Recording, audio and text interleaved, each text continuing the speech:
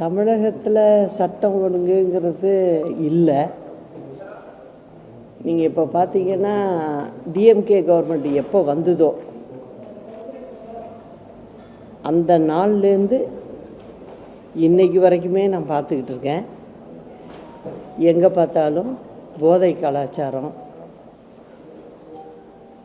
வெட்டுக்குத்து,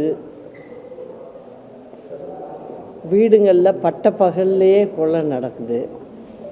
இது தொடர்ந்து நடந்துக்கிட்டு இருக்கு.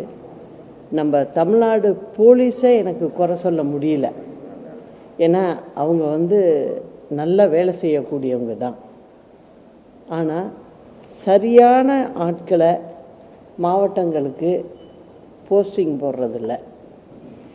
இந்த திமுக அரசாங்கம் ஒருதலை பட்சமாக அவங்களுக்கு வேண்டியவங்க, மந்திரிகளுக்கு வேண்டியவங்க அப்படின்னு போடுறதுனால தான் இந்த பிரச்சனை தலை தூக்கி இருக்குது.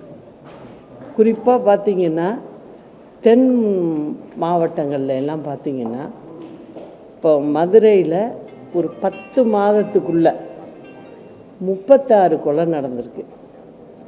திருநெல்வேலியில் பார்த்திங்கன்னா இந்த 10 மாதத்துக்குள்ளே 35 கொலை நடந்திருக்கு. சிவகங்கையில் 20 கொலை நடந்திருக்கு. தென்காசியில் 5 கொலை நடந்திருக்கு.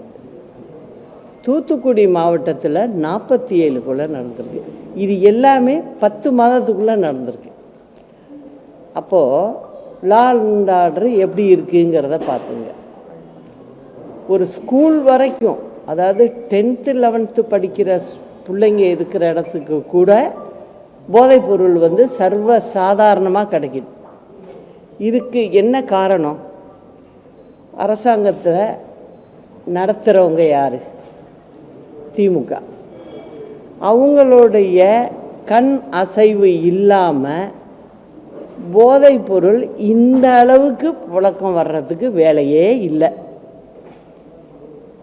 அதனால் இந்த திமுக அரசாங்கம் போனாதான் தமிழ்நாட்டு மக்களுக்கு ஒரு விடிவு காலமே வரும் அப்படிங்கிறத சொல்லிக்கிறேன்.